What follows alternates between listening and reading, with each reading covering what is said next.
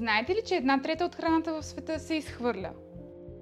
Изхвърляната храна се разлага на сметищата, отделяйки метан, парников газ 25 пъти по-мощен от въглероден диоксид.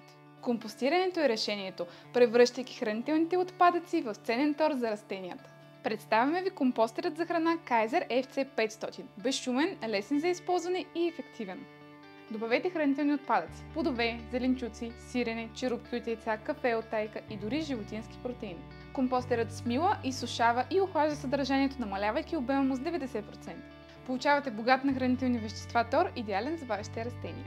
Компостърът за храна е безшумен и лесен за използване. Карбоновият филтър елиминира миризмите. Притежава интелигентен контрол за режима на работа.